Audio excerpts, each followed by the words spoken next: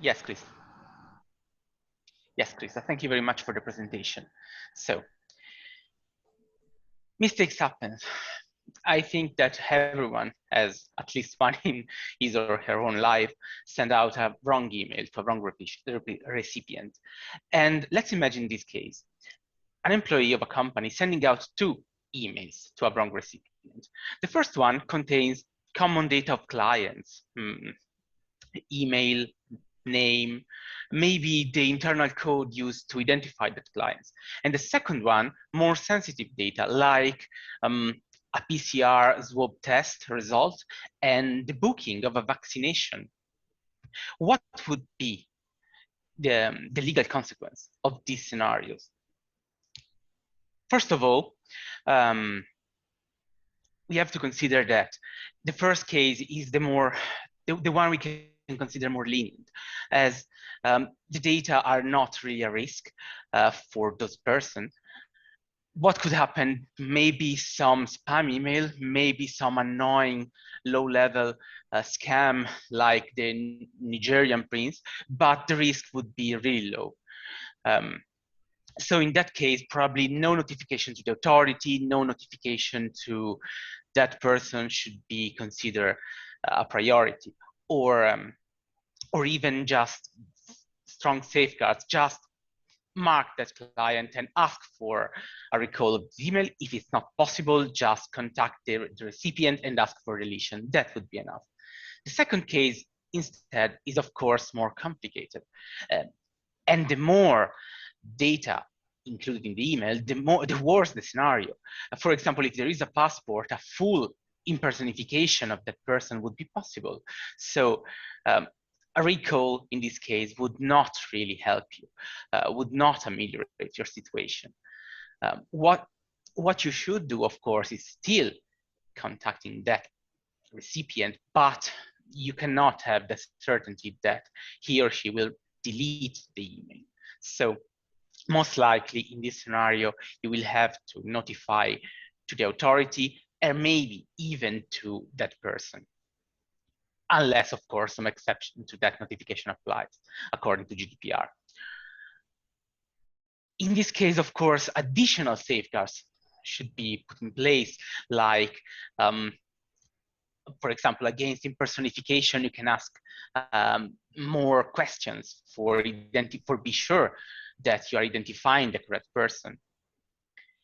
And last, what would really make this scenario worst of all, if you are sending it outside the so-called EEA+, which means the European Economic Zone, the European Union plus Liechtenstein, Norway, and Iceland, and the plus is for the countries where the European Commission has released an adequacy decision. If you're sending an email outside those, then you need to be extremely careful, because you will never be sure that they will delete the email. You cannot even be sure where the email will go in what server. So in that case, you really need to flag the client and be sure that proper safeguards are in place.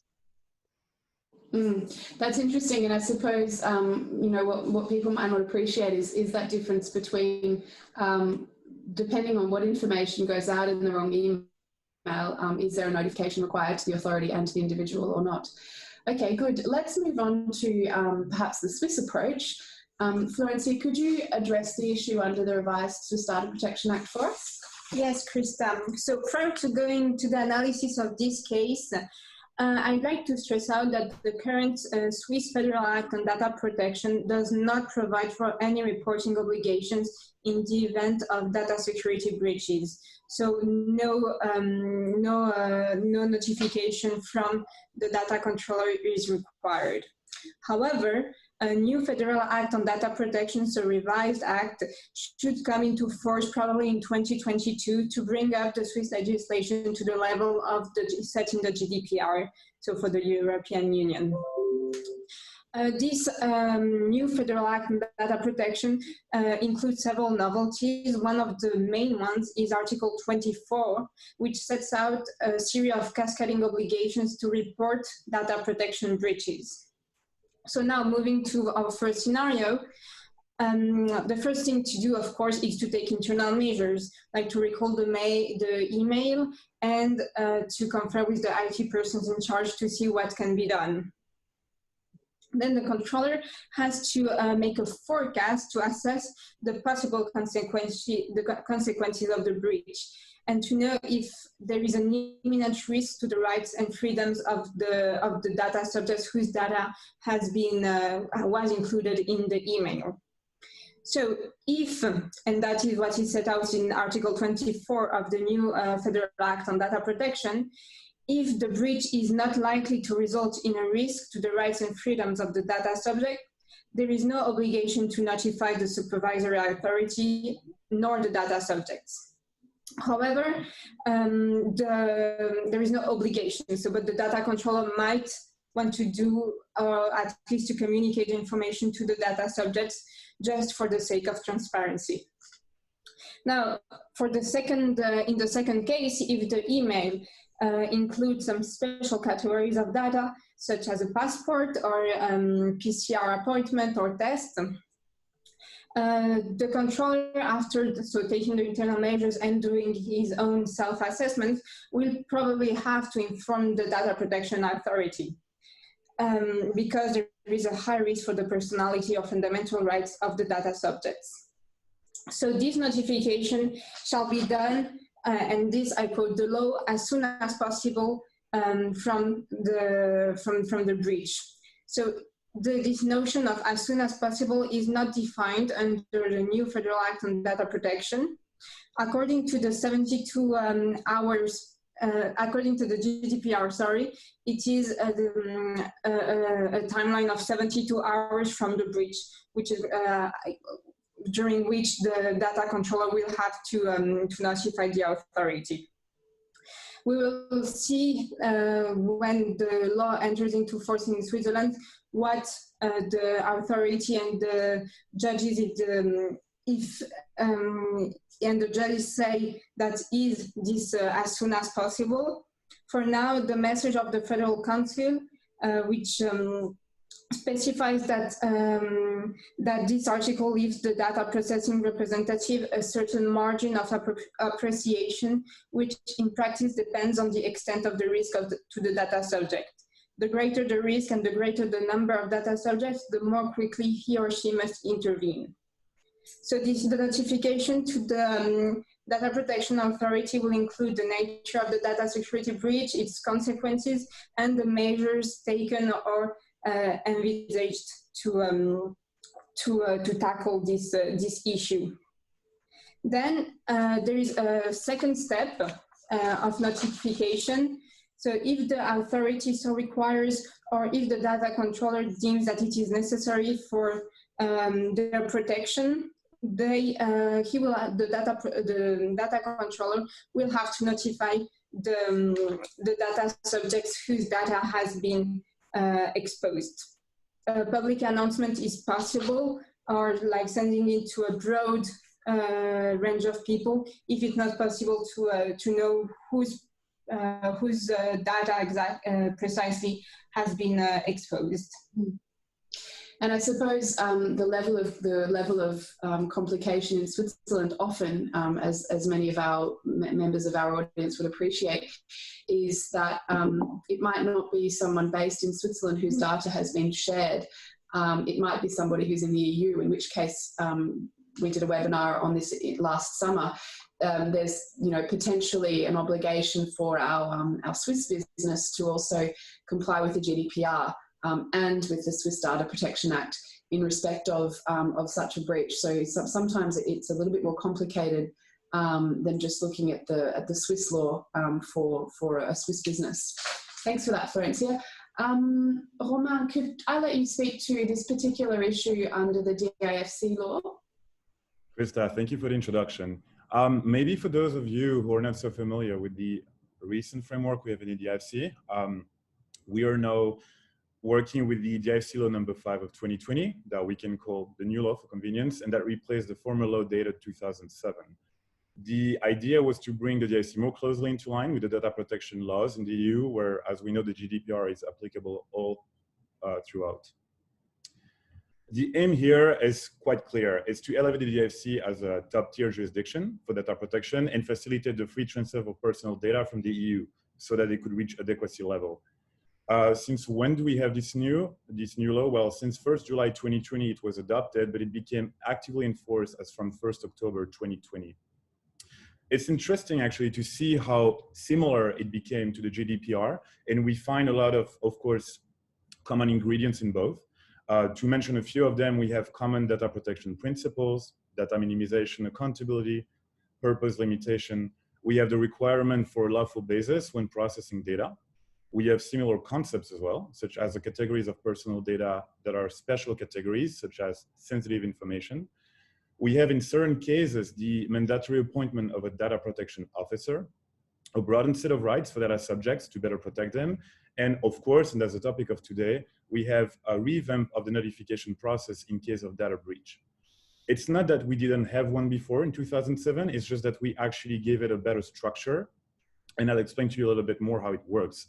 In case of breach, we might have a notification to make to the commissioner, which is the regulator for data protection in the DIFC, or to the data subject. And how do you distinguish one from the other? It's going to depend on the severity of what just has happened. So in the first case, if we're talking about a lower severity, when there is a breach that compromises data subject confidentiality, security, privacy, then, and those are the words of the law, as soon as practicable under the circumstances, notify the breach to the commissioner is required. In this case, we have a few mandatory components that need to be in the notification. We find the description of the nature, an indication, of approximate number of data subjects concerned, as well as categories of personal data that are concerned, the name and contact details, the DPO or the relevant contact person when this is possible, the description of the likely consequence for the data subject, and the descriptions of the measures taken by the entity as to how to mitigate the risk. In the other case, if the breach is of a higher severity and there is the likelihood of a higher risk for the security or rights of the data subject, the controller should notify the breach to the affected data subject, again, as soon as practicable in the circumstances, but noting that if there is a threat of an immediate risk of damage, then the controller and so the concerned entity shall promptly notify it. The components are practically the same as to the one for the commissioner, with the exception that the law is making clear that it should be used plain and clear language when it comes to the description of the nature of the breach, and that if any actions can be undertaken by the data subject himself as to alleviate those risks, he should take them. Interestingly, it's quite similar to the GDPR, but there is one difference that was also mentioned before by Florencia. In this case, a 72 hours time frame does not apply as such, because we talk about as soon as practicable, or we talk about promptly. We might wonder, what does that mean? Well, the guidance that was previously issued by the commissioner under the previous law is still there, issued in mid-2019. And so for now, we don't have further indication, and it's going to be left to our appreciation to understand how to apply it. Let's look at the scenarios. The first one, if we do not have involvement of special categories of personal data. Well, in this case, the entity is going to take an assessment, and it's most likely going to conclude on a minor impact, and therefore notification is not formally required. We can still consider elementary responses, such as the one mentioned before, recalling the email and or contacting the wrongful recipient. It becomes more interesting, though, if we're looking at the case where there are special categories of personal data. And in this case, the examples given were a passport that contains biometric data, or also the results of a PCR test. This is opening the gate basically for fraud and identity theft and should be taken seriously. In this second sub-scenario, we would recommend to have a double notification to the commissioner on the one hand, as well as the data subject on the other hand, and also on the side, take the actions of recalling email and contacting the wrongful recipient. It just wouldn't be sufficient to do those last ones. It's important to talk about the response, but I think it's also quite important to talk about the ways of prevention. And in this case, one possible avenue that could be applied is the use of password protection for sensitive files that need to be sent over emails. And finally, if you don't mind, I'd like to conclude about the sanctions part for the entities concerned with data breach. It should be noted that there is an administrative fine of $50,000 that can be imposed by the commissioner for failure to notify. But that on top of that, the commissioner also retains the wide discretion to issue a general fine in case the violation by the entity is way more severe. And that's defined according to a spectrum of indications. So the general fine itself is not capped. It can go as high as we can imagine, depending on, of course, the analysis made by the commissioner. The failure to, although important, the failure to report a security breach, the administrative fine, can be cumulated to the general fine for the breach itself by the commissioner. And of course, that doesn't prevent the data subject himself to initiate any sort of proceedings in court for damages that he would have suffered. Thanks, Romain. That's really interesting to hear about the sanctions that can be imposed under the DIFC law and might apply to our next two scenarios as well. Let's move on to scenario 2. So we have our disgruntled former employee who has gathered data and who might use it to start their own business and potentially also to harm their former employer. I'll refer to Riccardo, who's going to explain this situation to us and then also talk about the status under the GDPR. Absolutely, thank you. So, as you can imagine, not all the combination of people can work. So imagine an employee who has been conflictual during his time in a company with the management, with other employees. Simply, it was not the proper job for him or her. During the time, the employees had access to two kinds of data.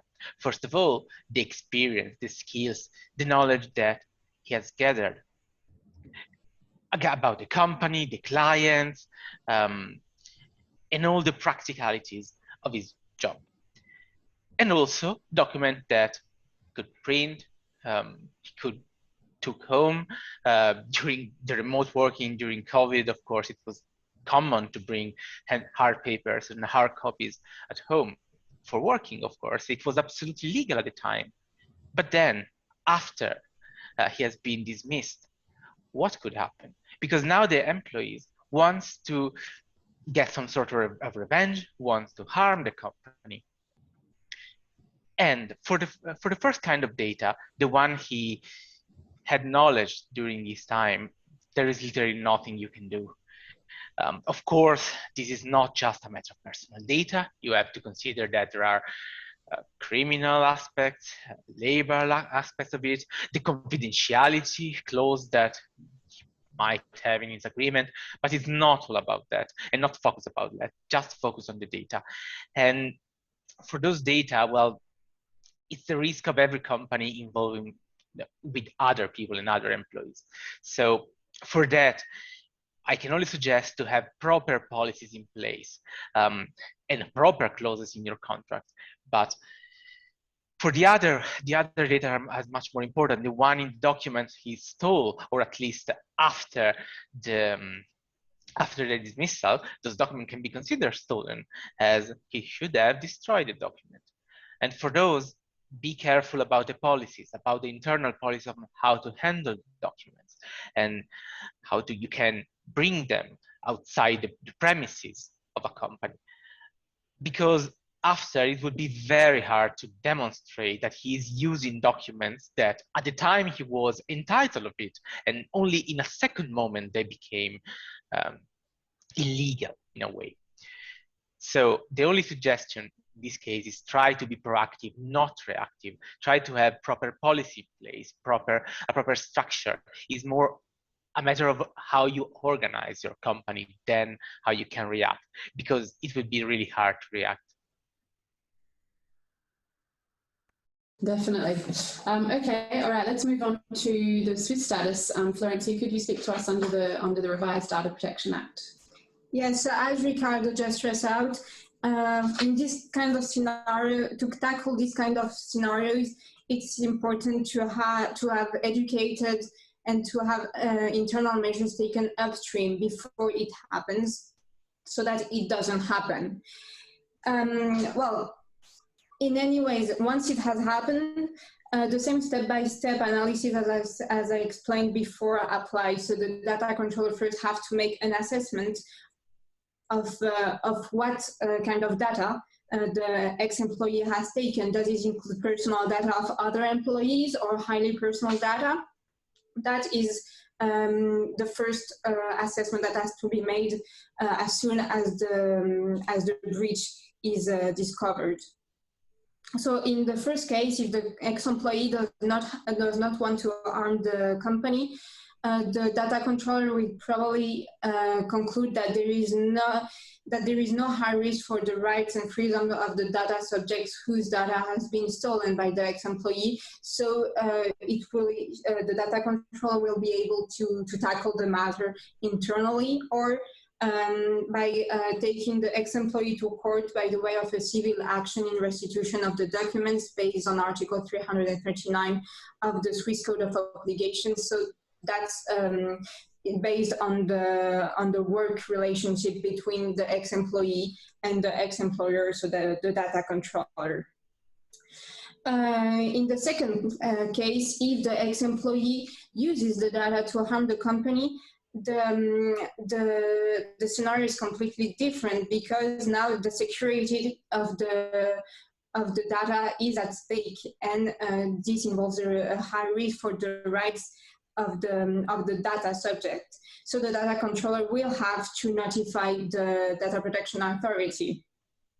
At this point, it is important to stress out that the data protection authority has to be notified no matter what the data is. So even if it's highly confidential data or very sensitive data, the authority is to be notified and has to know what the data is, because it is also bound by official secrecy. So it cannot divulge afterwards what the data is. However, it's very different for the notification to the data subjects, because the data controller may want to notify them for the sake of transparency. So because the timely notification to affected individuals will help them to mitigate potential harm associated with any loss or misuse of their personal information, and also because notifying them will decrease the risk of litigation and loss of customer trust if it's customer data that has been stolen, which often occurs following a data breach. But this information and notification to the data subjects might be restricted, deferred, or waived if, for instance, there is another law provision that says that the right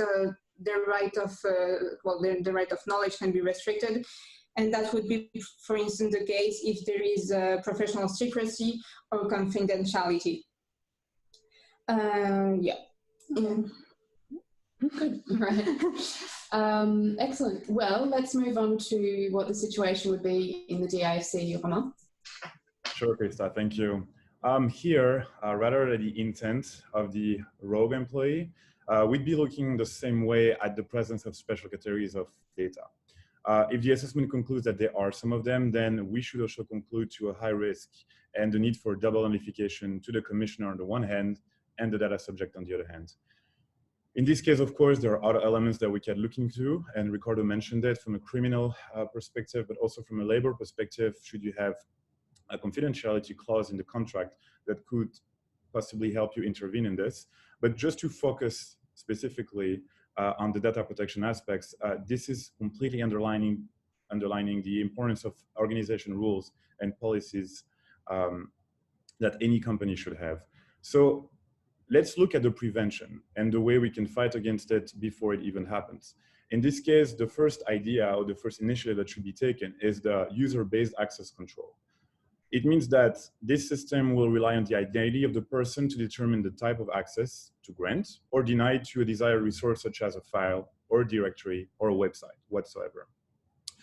Using this kind of IT measure will help and will also be modulated in a way, for instance, where a certain employee could be able to read content of a file but not be able to modify or delete the file.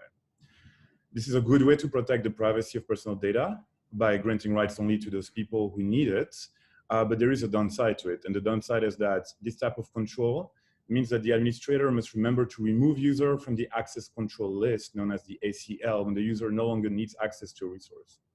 So there is a variant to it. And in this case, rather than the user-based access control, we have the role-based access control that IT could put in place. It differs from the previous one in that the access to the resource is determined by a person's role in the organization rather than identity. So in this case, the access to resource is allocated based on which role should access to a resource and how it should be accessed. And once the allocation has been completed, it really needs to be changed. It is more intuitive for the administrator to know when to move a person from one set of roles to another versus trying to remember every access control list to which a person may have been assigned, that's for sure. But the downside is there too, and is that the administrator must remember, or rather be told in this case, to remove a given role from a user's definition when the user no longer has the role. One last comment as well, and this is kind of resonating with what you said, Krista, with this modern era of remote working and so forth due to the pandemic, regarding remote access and so-called bring your own device to work, BIOD. We know that permitting employees to work from home or use their own device to access resources for a company can make them more productive, and it's also improving their work-life balance. However, having those measures in place does not come without risk. So when personal devices are used to access organizational networks, IT departments often do not have the opportunity to validate the configuration of the device. The device in this case could contain viruses, network scanners, keyloggers, and other type of malwares that could be transferred to the computer on the network. Device could also be stolen, given thieves access to organizational resources. So what do we do in this case? Maybe a few tricks to help you master it.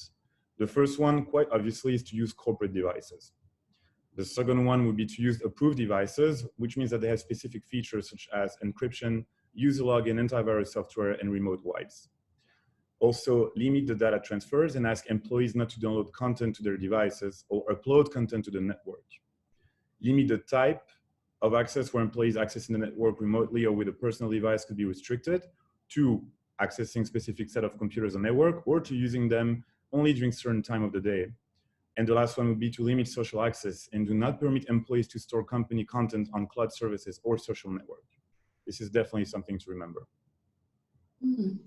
For sure, and I think also something that we might forget since we've been working more and more from home over the last 15 months is, you know, when documents are printed and they're taken home to the employee's home office, as Riccardo raised earlier, it's important to make sure that the employees know that those documents have to come back and have to be destroyed, or they have to remain in the office physically and not remain in their house. So that's also another measure that could be taken in addition to the technical measures that our panelists have raised. Let's move on to the final scenario. So we have our manager who has his laptop bag stolen in the airport. I'll defer to Riccardo to explain the situation and then to speak about the GDPR. Yes, absolutely. So waiting for flights, it is, or at least it was, very boring. And lounges are so comfortable. You can have food and drinks, and you can relax there. However, lowering your guards comes with a risk that you can be a victim of some vicious criminal. It is unknown that these kind of places are not crawled, but there is a high risk that there is someone just waiting there to prey. And this is a scenario we want to propose. Let's imagine a manager just relaxing in a lounge while he's waiting for his flight. And at some point, he simply goes to the bathroom. He has nothing to fear about. And then, when he's back, he finds out that he's left his bag containing a laptop, business cards, documents of important like data, and even a sticky note with the credentials, the login details, is stolen. What to do? Well, first of all, of course, there is the panic moment, but after that, it is essential to overcome the shame and to address the proper person. In this case, the response team, because we are imagining a huge company, but of course, if you are on a smaller scale, just your IT department, your IT team, and even, of course, in certain situations, the police. And what to do? They need to react promptly. They need to check the details, the log, change the control access, the list, maybe the details in the credential, and all of these should be simply reevaluated with the help of your team. Of course, in order to help you in such a situation, it would have been better if you had implemented some technical aspects like pseudonymization of documents and data, or encryption. Stronger the better, of course, but these come with latency. But there is no one solution that can fit all the situation. Of course, it depends on the scale, on the documents, on the company, and the resources available.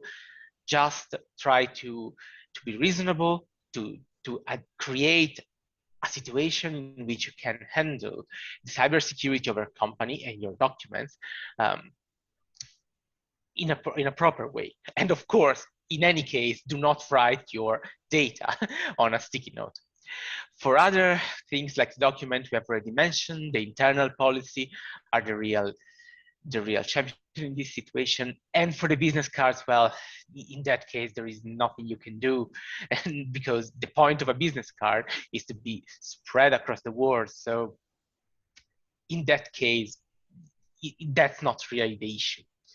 However, in order to embrace a culture of security, remember to use strong password, to have the documents stored in the proper place, like on the server of the company if it's centralized, or in an encrypted partition of your computer if it's not. Do not save it outside. And last, try to have clear and simple policies about cybersecurity that every employee can understand from the low level to the highest level possible, so that a true culture of security is spread across your organization. Definitely, and I suppose if we look at GDPR compliance, the poor data protection officer of the employer or management, if there's no DPO, has the unfortunate task of establishing what personal data was leaked, whether the business cards might constitute personal data, they might be client data, and then obviously going through the whole process of potentially notifying the authority, the relevant authority, and potentially also the data subjects if that's the case. Excellent. Okay, well let's go on to the Swiss status then, please, Florencia. Again, and as Riccardo stressed, the key here is to already have a plan, to have taken upstream internal measures, to have educated your employees, for instance, not to leave a sticky note with all the credentials and information to log in with the computer, so that the thief does not have access to everything just by having the machine, right? The idea is that if the computer or any other iPad, iPhone, etc. of the company, if it gets stolen, it is an empty shell. Like the data inside is protected. But so again, the first thing to do for the data controller is to take internal measures, which include changing the password, changing the 40 token code if this is what the company uses, or to disable the access of on that computer. After that, it's again the same step-by-step analysis of Article 24 of the new Federal Act on Data Protection, which has to be conducted. So if taken aside the computer, which we have already talked about, for the business cards, as Riccardo just said, business cards are destined to be public, to be distributed publicly. So it wouldn't really constitute, probably it depends on, again, what exactly is each business card, because data protection is always a case-by-case analysis. But the data controller will probably conclude that there is no high risk for the violations of the personality and fundamental rights of the data subjects. it is important to stress out that the idea behind this obligation of notification, if there is a risk to the data protection authority, is not to flood the authority with a lot of notification for whatever might happen or has happened, or if there might be a possible risk. So the authority should only be notified if there is an actual risk, and not if it's only a failed or impossible cyber attack. In this aspect, to tackle cyber attack, it is important to stress out that the Swiss Criminal Code includes several articles that tackle technology crimes. For instance, we have an article 143 to 147, unauthorized obtaining of data or unauthorized access to a data processing system, damage to data, computer fraud, etc. So in this specific case, criminal measures or criminal complaints could also be considered by the data controller. Mm. An interesting point you raise is not flooding the Swiss Data Protection Authority. They might feel flooded because, in any case, because they're going from a system where nothing's notified under the current act to, you know, this obligation to notify in certain situations. But we'll see how that pans out when the law comes into force. Romain, can I let you finish off with the status under the DIFC data protection law, please? Sure, thank you, Krista. I like this case, but this case is trickier for sure. In the previous one, what happens if it gets in the hands of the wrong employee or ex-employee, shall I say? And here, it could just get in the hands of a third party with unknown intents, and what could happen after? Immediate response, measuring the potentiality of a risk here, is of course the reporting of the loss to the police, and also the double notification to the commissioner and the data subject. But then, rather than that, I would say in complement to that, also important to mention all the prevention tools that we have at our disposal from an IT perspective. We talked before about how to restrict access to the right employee within the organization. And I think here that there are some really good ways to restrict access from whoever is not an employee and would be an undesirable third party. We know that within organizations, it's normally easy to identify when a stranger is on the property and inappropriately accessing a computer. But we also see very often that devices and laptops can have the access credentials to a network pre-programmed, so the user doesn't need to re-enter them each time he accesses the network, and this causes a risk of having unwanted access. So a few tips and tricks that can be used and put in place. The first one is to require manual authentication.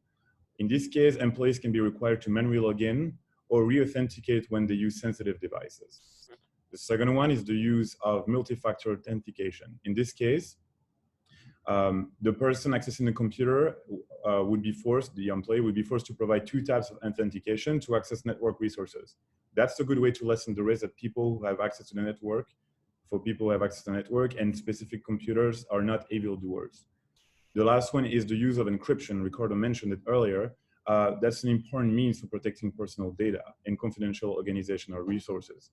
The decision might be simple though, but the actual deployment can be full of uncertainty. And there are various encryption algorithms, ways to apply the encryption, levels of which to apply the encryption, and side effects to consider before actually deploying that technology.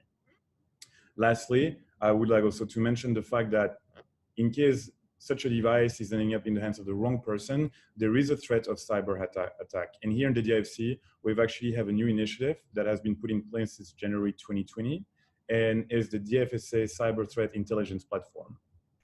The aim of that platform is to help businesses in the DIFC implement appropriate safeguards to mitigate against cyber risk and to provide enriched cyber threat intelligence information to its users.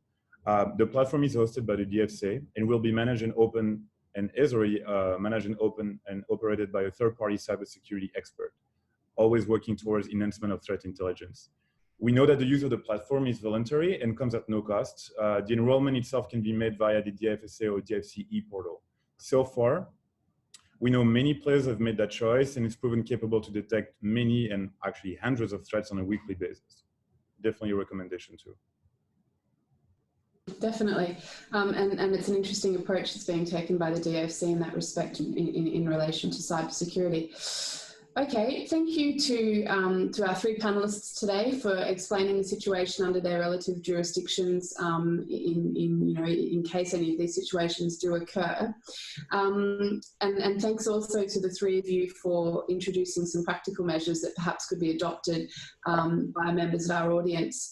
I think it's always the case that we can stress the law and how it applies to the situation, but there's also prevention and mitigation that we need to think about, and practical solutions are welcome.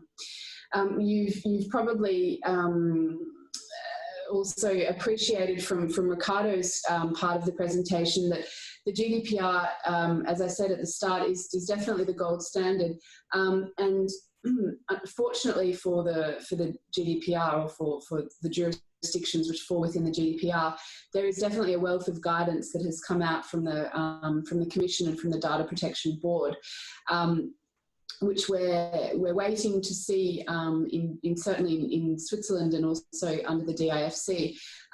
Once the new Swiss law comes into force, we'll see if there's more guidance, for example, as to the time period for notification, and the same under the Data Protection Act in the DIFC. It's certainly also the case that when those two newer laws come into maturity, we will wait and see how the authorities and how the courts approach different situations. Thank you for listening to our webinar today. Our details are on the slide that you can see at the moment. If you have any questions, feel free to give us send us an email or to give us a call. We'd be happy to assist, and we look forward to seeing you at our next webinar.